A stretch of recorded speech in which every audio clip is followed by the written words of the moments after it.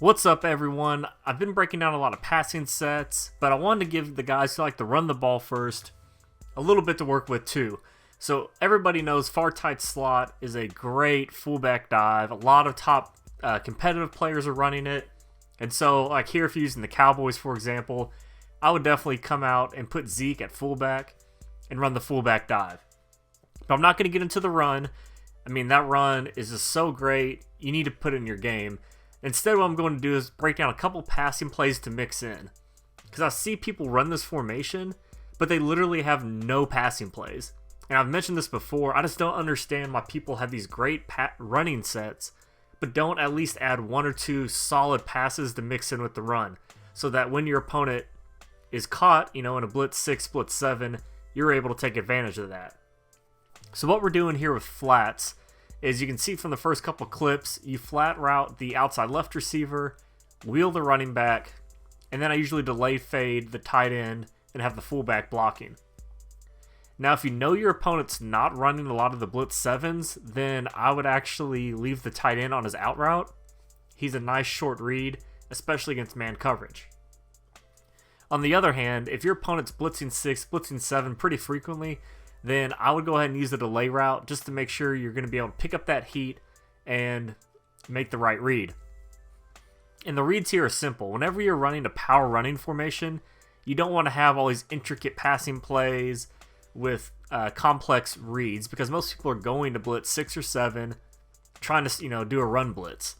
So what you have here is the flat route on the left is going to pull the sideline zones with him and leave the running back wheel open for a pass. And you can do that against any zone coverage on either hash mark. So that's your first read. And a lot of people are going to user control a safety or linebacker and run towards that running back wheel, trying to stop the receiver side. When they do that, you're then going to have this great crossing route, which is one of those kind of glitchy crossing routes that completely get open against pretty much every single sideline zone in the game on the complete opposite side. So you're putting your opponent in a tough situation, especially if they're blitzing 6 or 7, with defending the running back wheel to the short left and defending this crossing route all the way to the far right sideline. So as you guys know, I like putting the user-controlled players in a tough spot where they just simply have to pick and commit to defending one side, and that way I can go to the complete opposite side of the field. So here, let's say the middle linebacker is running with the running back.